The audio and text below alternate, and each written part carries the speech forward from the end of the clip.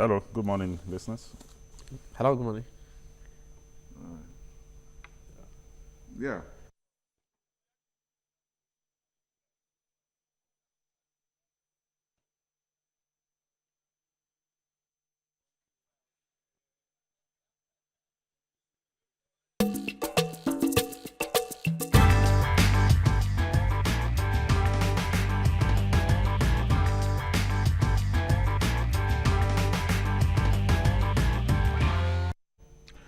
We're continuing our conversation on progressive politics in Nigeria, and joining me now are two public affairs analysts, Gbenga Onitilo and Dayo Lumuwagun. You're welcome. Good morning. Nice to have you. You're welcome. It's my pleasure being here. Now, let me start with Gbenga. What role did Ondo politics play in the meeting that took place in Ibadan? Okay, I think the Ondo quagmire was critical. It was what set the gladiators really within the parties against themselves, where they had a primary that was kind of inconclusive. Yes. That you have a national working committee saying there were a lot of agitations, that the primaries was rigged, yeah. and the National Working Committee was of the opinion that there should be a rerun. Iran, yes. And the chairman of the party, Oyegun, Yes. stood his ground and said, No, there will be no there will rerun. be no rerun. And that was what set them against the leaders of the party, like Yes.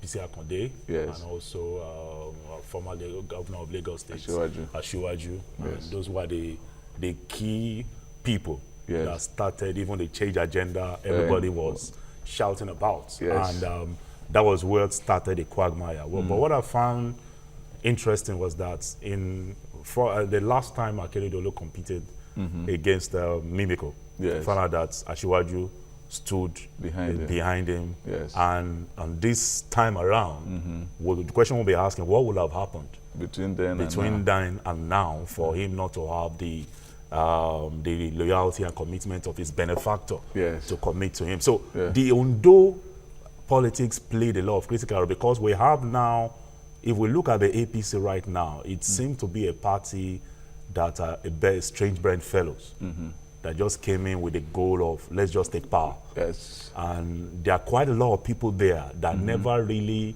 people of ideologies. They were not people that really fought for the cause. Yes. But now that they have the power, you are now seeing the real people that fought for this cause have been marginalized. Yes. Now the Ondo politics now, you now find the new boys in the hood that seem to be more favorable towards the president. And now they seem to want to be dictating the pace of things. And I feel they were the ones working with the chairman of the party. And so now, that's why you have the people like Olushola Oke and all the others, I think Abraham and Co, that Yes. seem to felt marginalized, and some of them had to leave for AD.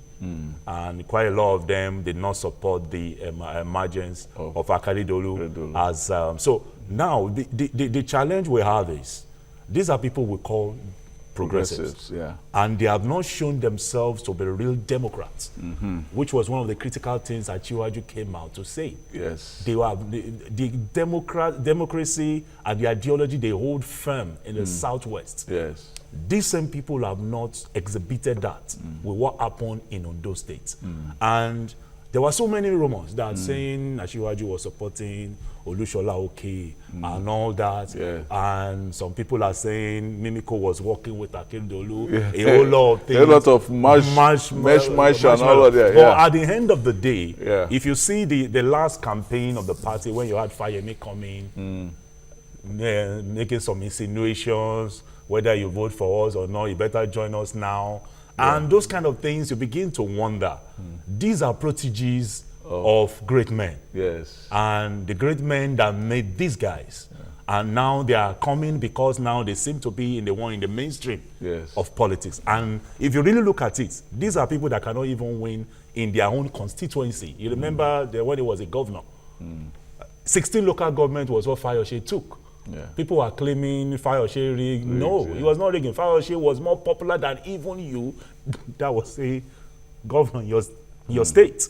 And at the end of the day, I think what happened some days ago, well, it's critical to the relevance of the Southwest in this party called APC, in this dispensation. Because if you had a president that competed for over almost 12 years, 3 times, and with all the CPC cloud, they could not get the presidency until the Southwest people rallied and keyed in before he could get it. It shows the Southwest is always critical when it comes to politics. And Jonathan too realized that. He realized that very as well. late. Very late. When he started going around and throwing dollars around the obas. So you can never talk about power at the center in Nigeria and leave out the Southwest. Yes. If you leave out the Southwest, it's at your peril. And I think the realignment going on is critical, because if we must still be relevant in the crux or in the affairs at the center, because as they look at it, the Southwest still feels left out, even though we have some of our boys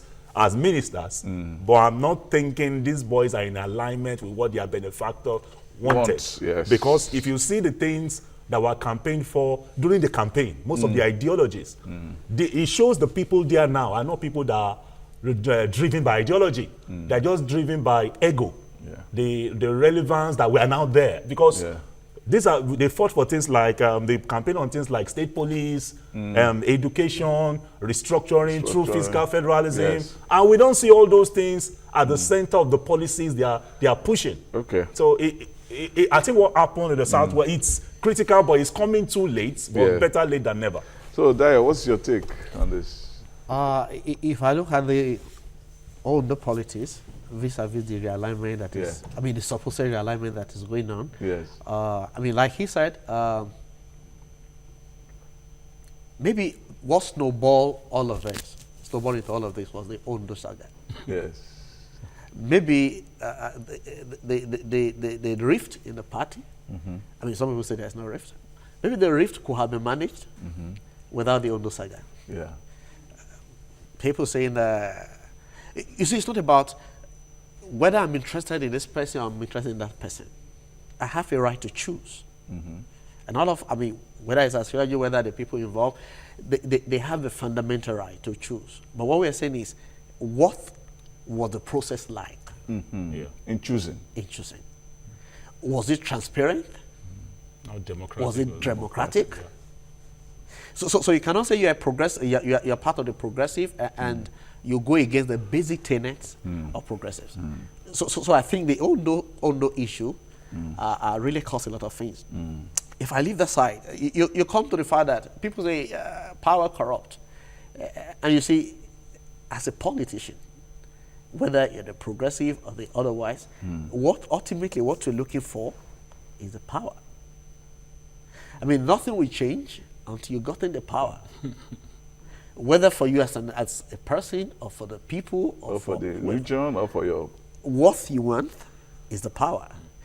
And so I think the guys, the supposed boys of Asiwaju those days, they seem to have gotten the power.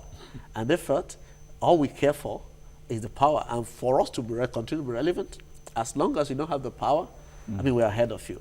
So what's the point about this meeting? Is it like a realization that, you know, this power may not be real power? Yeah. So that you still have to go to the base, or is it a sense that there's no way I can say my power is genuine if it comes not from my people but from elsewhere? Yeah. So ultimately, I think the meeting a little bit late, but then it's relevant. Yeah. Relevant for the players themselves, for the politicians, relevant for the Southwest. Because I'm asking myself, in the last 18 months or 2 years of this government, what have we gotten as Southwest? And you see, it's all about 2019. Yeah. Are we going to sell the Southwest on personal gains? Because if you're realigning with the North, yes. and I'm sorry to talk like this, if this realignment, I've gotten the power, the boys are saying we've gotten the power, and if the person supplying us the power, the presidency, and we think as long as we're with the presidency, our interest not the interest of the region. Maybe our interest, personal interest, is covered. And so the meeting, and you look at the outcome of the meeting, maybe we're going to get that later. Some people are smiling, some people are not. So the guy that felt we have the center, they're smiling. And the people that felt aggrieved, oh, we're losing the power. I mean, it's from their friend their faces. So again, this power thing, is it for the individual? Is it for the region? If we continue like this without that meeting, I mean, whether the meeting was successful is a different thing, but maybe it's a good start. But if we continue like if we had continued like this without that meeting and the talking point to see why are we like this? Who has bewitched us? All Southwest. You see, it will. So I think the meeting was relevant. Well, how successful we will get there? You're quoting St. Paul. Who has bewitched you? Oh, you Galatians. Now, it is very important that this meeting took place. But you know that there was some rumbling in the media recently, maybe about a week ago, over the visits of some northern governors to Wike and the governor of Akwa Ibom. And some people were saying, well, maybe this was part of another sort of realignment within the APC. Is it an indication of the rupture going on? Yeah, it's about numbers at the end of the day. Yes. Because what I feel is happening is they are looking at the numbers of the Southwest when you do a demographics. Looking at the numbers with the last election, okay, can we do without the Southwest? That's what the northern people are looking at. So that's why they are lobbying Akwa Ibom, they are lobbying Rivers and part of the Southeast. If you can have those three regions together in alignment with them, do we really need the Southwest? Because what they are playing at is numbers, numbers game towards 2019. Yeah. So that's why they are lobbying Wike, that's why they are lobbying Akwa Ibom and part of the Southeast people to see how that can play out. But it's going to be a tough call for them because you have people from the regions, with the people within the Niger. Yeah, there's a call from Plateau. Hello? Hello? Hello? Yeah, good morning. Good morning. My name is John. John? Yes, from Plateau. Okay. Welcome, John. What do you have to say? Yeah, I'm very happy that you guys are discussing this thing. We are in the north. When the whole issue of APC started, we knew from the onset that Ashiwaju made a very big mistake by aligning with the north. When I mean by calling we are from the north, we are from the middle belt. We've been with these people for long. They are conservative. You people are progressive. And there's a conservative and a progressive can meet. All they did was to deceive the Southwest just to get power. Now they've gotten power, they've really shown their true color to the Southwest. And now, I pity those Ashiwaju boys that are with him, pretending that they have the power now. But in due time, they will know that it's been used. Please, let your people open their eyes and see clearly what is going on. Okay. The alignment that is going on now is that they are looking for new suitors because they knew that the Southwest, with all their sophistication and education, will not repeat the mistake they did the last time. Okay. Thank you. But I'm still very interested. Let me ask you, I'm still very interested in this Wike thing because Amechi is a very crucial part of the election, and the visit to Wike was seen as undermining the stature of Amechi, who is a very crucial part of that government. So would you think that that is really the whole idea, to sacrifice some important people in their own party in order to get the South-South? And it's not a big gamble because, as I know, the South-South is the last place for Buhari to try to fish, or the Southeast. Because they are as averse to this government, those South-South and Southeast, that if you do an election, even if you bribe them, they'll vote against you. You see, it's funny. Again, it's about the numbers. Yes. And wherever I can get the number from, I want to try my luck. I'm not sure they will get those numbers in the Southwest in 2019. Yeah. Yes. The boys that seems to have the power now, and it was interesting what John mentioned. Yes. The guy that called him. Yes. You know, they should be careful. They don't have the structure. Yes. They don't have the structure. And when they come into sacrifice, I hope they won't sacrifice them. So it's about the number. Southwest is not sure for them in 2019. I'm not sure anybody in Southwest, even the layman on the street, will make this mistake again. But do you think that, because what happened in Ondo, they said, you know, they virtually bought their way into victory. They were using the expression, Dibo Kosebe. Vote and get the pot of soup. That was actually what happened. Yes, and that they were ready to do that. If that was what they needed to do to guess how they could do that. Because what was happening was that they would look at you when you went to the polling booth. If you wanted the money, all you needed to do was flash your voting card so that the person with the money would see it and say, yes, you voted for their right candidate, and then you cast it, and then you go there and get your 5,000 naira. You know? So there's a call from Lagos. Hello? Yeah, I'm here. Yeah. Uzo? Yes. Yeah, what do you have to say? No, I want to be part of this discussion. Go ahead. Hello? Hello, go ahead. Sam? I'm listening to you. Are you there? We lost him. Okay. So the situation is kind of dicey, but with all of them sitting together yesterday and talking, no matter how difficult, I'm sure there must have been very testy moments in the meeting. Yeah. I've not really been able to, investigate and get a sense of how the meeting went. There must have been some testy moments.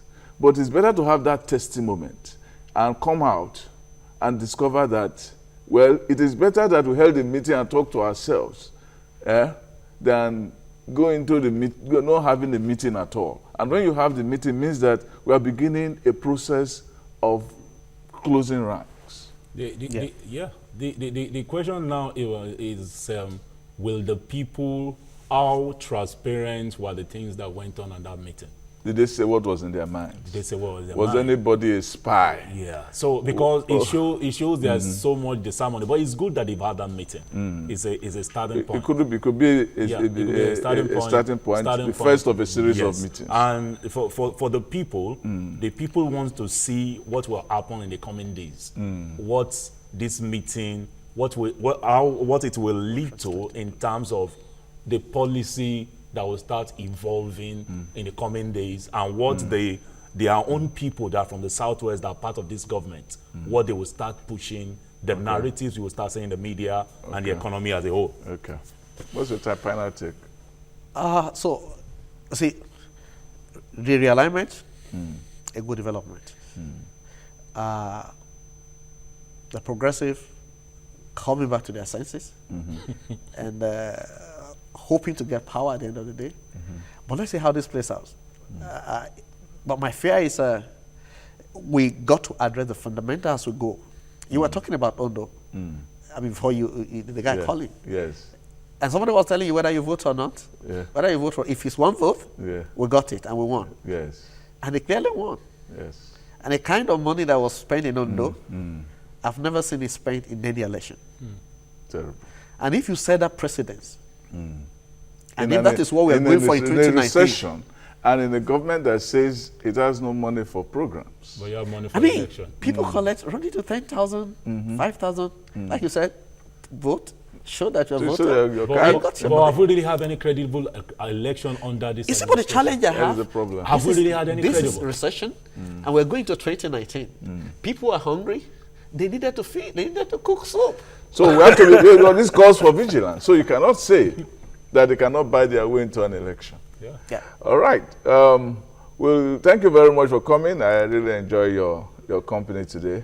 And so let's go on a quick break, and when we return, I'll read to you an excerpt from my column published in the Nation newspaper. And it is titled, "When Did God Become Man?"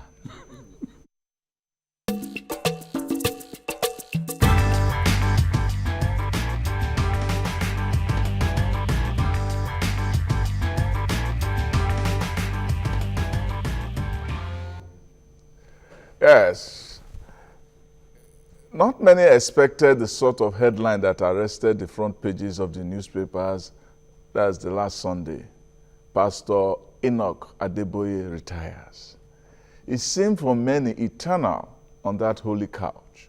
Every household has become accustomed to the even keel of his voice and has let somebody shout hallelujah. For lay and faithful, Christian and Muslim, atheists and agnostics, it is first the surprise and later the why. The why because he did not step down of his own free will. This was the case of a state coercing a bishop to step down. The state versus the church.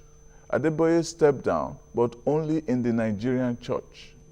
How come a law comes into place to determine how spiritual authorities determine their leaders and how long they are permitted to lead the flock? The Financial Reporting Council, FRC, is the source of all this. It categorizes churches with all non-profits and requires the leaders to stay in office for a specific period and step aside.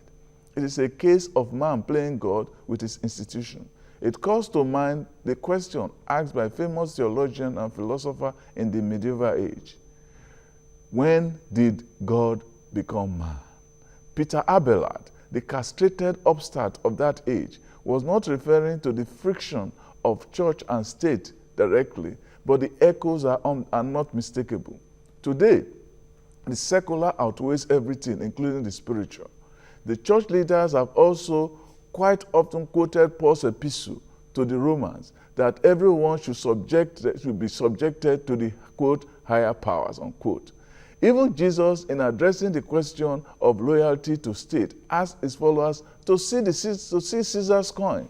But he said, rather enigmatically, give unto Caesar that which is Caesar's, and unto God that which is God's. What is Caesar's and what is God's? But this FRC law seems peculiar to Nigeria.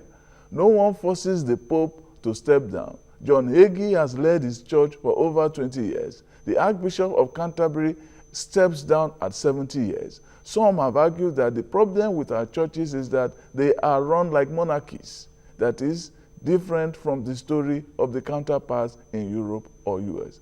Even if they founded, they are subjected to a rule of law. And if they overplay their hands, they will face great revolt, even when they sin, a sin unto death or not unto death. The society also rises in righteous anger, and the church leader cedes authority. Those checks are not here in Nigeria. But is that the business of state? If the blind leads the blind, Jesus says, both shall fall into the ditch. So the tension abounds. Where does the church fight and where obey? Many will miss these church leaders. The Dapa Oyakilome and his epistle of the sovereignty of grace, part political and part evangelical Okoche, the prudish sobriety of Kumuyi, the apostolic brio of Oyedepo, the Pukilist in Bakare, the genteel flow of Adeyemi's sermons.